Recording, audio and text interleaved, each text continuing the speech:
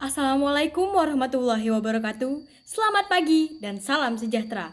Dewan Juri yang terhormat, perkenalkan saya, Maya Dajanati, sebagai pembicara pertama dari tim afirmasi. Tugas saya ialah menyampaikan mosi, menentukan dan mendefinisikan kata kunci, menentukan sudut pandang atau aspek yang dibicarakan sesuai mosi, serta memaparkan poin-poin penting argumentasi dari tim afirmasi. Baiklah, mosi yang akan kita perdebatkan pada pagi hari ini adalah sebagai negara berkembang dengan potensi maritim, Dewan ini tidak akan menggunakan strategi ekonomi biru. Di mana dalam mosi ini saya mengangkat 3 kata kunci.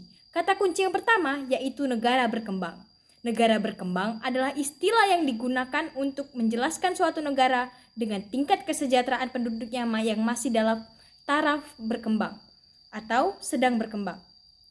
Selanjutnya, kata kunci yang kedua adalah potensi maritim. Potensi maritim artinya segala sesuatu yang terdapat di perairan laut yang dapat dimanfaatkan oleh penduduk dan dapat meningkatkan kesejahteraan penduduk. Dan kata kunci yang terakhir yaitu ekonomi biru. Ekonomi biru adalah strategi pembangunan ekonomi nasional yang mengandalkan sumber daya alam atau potensi maritim yang dimiliki oleh suatu negara. Di mana agar perdebatan hari ini dapat terarah, saya akan membatasi sudut pandang atau aspek yang dibicarakan sesuai emosi yaitu ekonomi dan alam.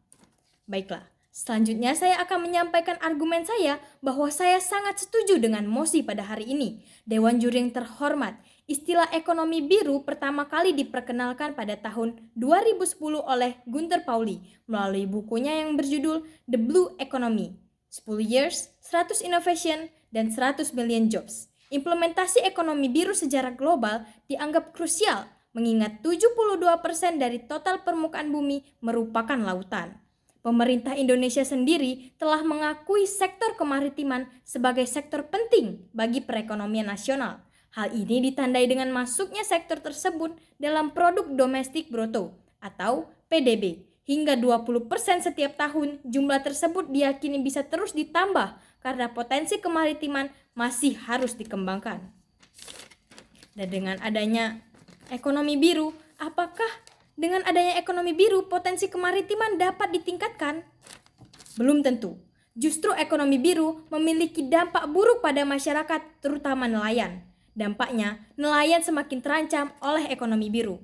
Melalui peraturan ekonomi biru, wilayah pemanfaatan laut menjadi terbagi-bagi untuk peringkatan tangkap, pariwisata, dan transportasi perhubungan laut. Namun, yang terjadi adalah peminggiran rakyat nelayan yang dipaksa harus berkompetisi dalam pemanfaatan laut. Walaupun ekonomi biru sebagai bentuk modifikasi dalam pemanfaatan sumber daya laut dengan klaim kepedulian penyelamatan dan konservasi lingkungan lautan, pada kenyataannya hal itu hanya mengabaikan komunitas nelayan sebagai pelaku yang sebenarnya juga memiliki pengetahuan dan peranan penting menjaga keberlangsungan laut. Semua bentuk kerjasama, komitmen, hingga penyusunan undang-undang di Indonesia dilakukan tanpa melibatkan elemen masyarakat. Padahal faktanya, secara umum sektor perikanan dan lautan di Indonesia banyak digerakkan oleh aktivitas perikanan skala kecil. Seharusnya untuk meningkatkan potensi maritim harus memperhatikan nelayan. Tentunya kesadaran masyarakat Indonesia akan dilestarikan lingkungan yang harus ditingkatkan dan digalakan agar potensi maritim dapat ditingkatkan. Namun sebaliknya, dengan ekonomi biru ini malah berdampak buruk pada lingkungan. Dampak buruk pada lingkungannya adalah eksploitasi lingkungan. Seperti yang saya sebutkan di awal, argumen 72% dari total permukaan bumi merupakan lautan, terutama Indonesia sebagai negara maritim. Dengan adanya strategi ekonomi biru yang memanfaatkan lautan dan mengeksploitasi lautan untuk tujuan komersial dapat membawa Indonesia mengalami krisis ekonomi sumber daya lautan dan kerusakan lingkungan laut karena eksploitasi laut yang terus-menerus dilakukan. Dewan Juri yang terhormat, laut seharusnya adalah barang sosial yang tidak boleh dikapitalisasi dan untuk tujuan komersialisasi. Namun, hasil riset di tahun 2015 kemarin saja menunjukkan bahwa sebanyak 70% spesies ikan telah habis ditangkap secara besar-besaran tanpa adanya proses pemulihan kembali.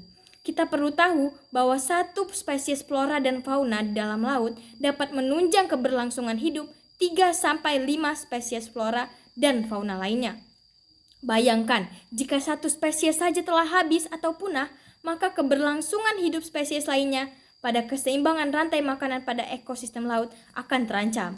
Oleh karena itu, Dewan Juri yang terhormat, saya Mayada Janati sebagai pembicara pertama dari tim afirmasi sangat setuju dengan mosi pada pagi hari ini.